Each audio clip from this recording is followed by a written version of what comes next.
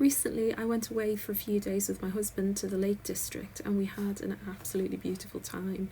It was meant to be a relaxing trip, and while it was only very short, with 3 days and 2 nights away, I went with the intention of doing some drawing while I was there, but taking plenty of photographs and video to use for when I get back home, so I can fill my travel journal with memories of this trip. Today I thought we'd look at a double page spread that I did when I got back home in the comfort of my studio. The sketchbook I chose for this is a small Canson graduate range book with a yellow warmish creamy tone paper that I think is 200 GSM. It's nice and thick, somewhat like a cartridge paper, and it stands up to mixed media really nicely. I'd started by sticking down the parking ticket from when we got to Ambleside, just at the northmost end of Lake Windermere, and then I added a small little map showing roughly where the area was. I filled in, before I did this video, the pages with an Echelina brush marker pen in rosy beige, and I've put down some basic shapes just to give me an idea of the layout and how things are going to relate to one another. I've deliberately left plenty of space so that I can add some text, as I want to record some of my memories in writing as well as in drawing. The beauty of being back home is I can sit myself at my quite ample desk in my studio and have all of my art supplies within grabbing distance of my work. Today I focus mainly on gouache, some Gansai Tambi watercolours, and then my collection of pencils. Mostly they are Derwent Lightfast, Derwent Drawing and Caran d'Ache Luminance pencils. They're all coloured pencils, I should say, rather than watercolour pencils, so they don't reactivate when you add water on top of them. When I'm working in mixed media, one of the ways that I start after laying down the Echelina brush pen, which is super pale and can easily be covered up, is to go in with gouache and then come in later with coloured pencils. And at its most basic, that is the way I work in mixed media. As you'll see, I'll bring in other media as these sketchbook pages progress, but for now we've simply got gouache for the main body of the bird, and then I'm bringing out some of the details with my coloured pencils. Actually, the first thing I did when we got to the lakes was go to a small town called Kendal. They'd been recommended by an arty friend who said there was a fantastic art shop called Udall's. I went in there and I spent what was my Christmas money from my in-laws on a load of new pencils, pastels and other bits and pieces, which I'm actually able to use for these pages now. So it feels extra special, and it's great that I'm able to use materials from the area that we visited to create the art that I'm doing here today. I've relatively recently added back Caran d'Ache Neocolours to my art supplies, as I had sold a couple of tins that I'd had since I was at school relatively recently.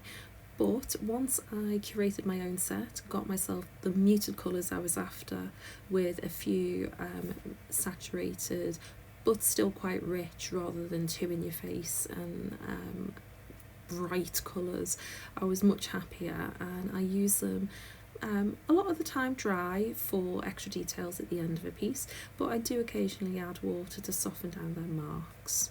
The paintbrush that I'm using throughout is one by Rosemary & Co. It's a synthetic round and it's got quite a bit of snap to it. It's rather blunted on the end. It doesn't have a nice point like some of my other synthetic brushes, like my Silver Black Velvets and my really recent acquirement of a Princeton Neptune, for example. But it's handy for loose gouache when I actually don't want to be too precise with my marks. Blending in some soft pastel in the background to soften things and to bring some warm light in around the bird is really handy, and I've come in on top of that with a pale yellow Caran d'Ache Neocolour that I've then softened with water to give more of that warm glow. Now on the second page, I've moved on to an illustration of a miniature flint house that we saw on the way into Ambleside Village. A lot of the buildings and structures in general are made with these sort of greenish blue flint slate tiles and bricks. They're really interesting, they're very beautiful to look at, and there's so many different colours within each stone that you could spend days just doing studies of the stonework, and it really is that beautiful. So here I come in with those coloured pencils to add some details of the individual bricks or flint stones. That sounds silly. Anyway, of this little miniature house, and try and bring out some of that lovely detail. I really love drawing stone walls and stone buildings. It's one of those things that I've always enjoyed doing, and you can definitely spend a mindful hour colouring in bricks different colours to try and give a more natural feel to the whole piece. Once that initial layer of gouache or watercolour is completely dry, the coloured pencils go really nicely over the top. They're nice and soft and smooth. I do think my favourite are the Derwent drawing, partly because of the colour, but partly because of how soft they are. They're just a delight to use, and I really, really love them. The only downside is that there's only 24 colours of them, and they're all really muted, really natural colours. So as I like to draw and illustrate a lot of animals, in particular birds, I need more saturated colours in my palette, so that's where I turn to pencils like Luminance, Derwent Lightfast, or even Prismacolor. And here we go back to the Neocolor 2s. I really like that scribbly, pencily texture that you get with them when you use them dry on top of an image. Here is some soft pastel. This is a little set I bought a while ago, plus a couple of extra bigger sticks that I got in Noodles at Kendal. I'm using it to try and dull down the different patches of colour I've laid on the page here, to try and show the really delicious Lebanese pasty, or Lebanese roll I think they called it, that I got from a really gorgeous bakery we went to. Pastry, I think, is really difficult to render in whatever media you choose. I'm not entirely happy with how this ended up, but compared to the photograph, it's actually not that bad. It was a very golden rich brown, and there were little nigella seeds on top of it, little black dots that I later add on with a dark neo colour. Once the pastel's on, you can still layer on top of that. There's no reason why you couldn't come back in with more paint, and if I had more patience I might have done that. But as you can see, the coloured pencil, the near colours and pastels all play really, really nicely together. By the time me and hubby had got up to Ambleside from Kendal, it was getting quite late on in the day, and we'd been driving for a lot of it. My husband had a meeting they actually had to dial into in the car via Teams on the drive up from Southport. So by the time we got there, we were really, really hungry, but struggled to find somewhere that was, one, affordable, and two, catered for me, the awkward vegan. However, we found this really beautiful bakery. I can't describe how gorgeous it was, called the Apple Pie Cafe and Bakery. We got chatting to one of the women that worked there, and she told us that it's been open and baking for 50 years. The reason that we actually went there was they do have a cafe attached to the little bakehouse. However, there was a queue literally around the village to get in. There was no chance we were going to get in before we ended up killing each other because we were so hungry. So we got some bits to take away, including my Lebanese roll. Hubby got a lovely ploughman style sandwich, I think.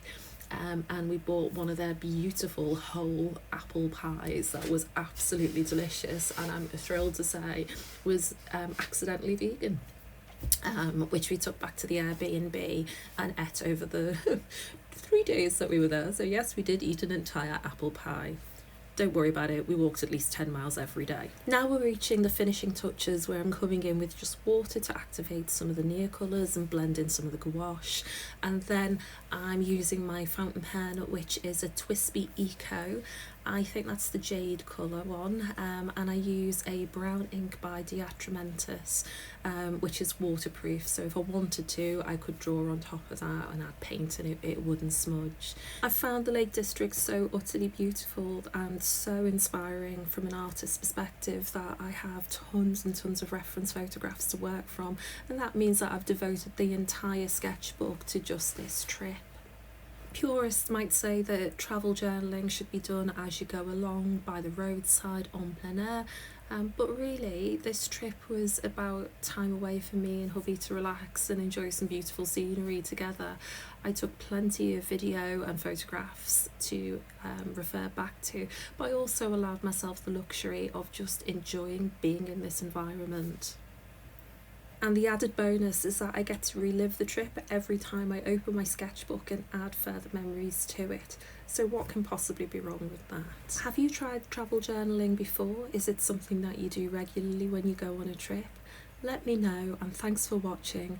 I'll see you soon in the next video.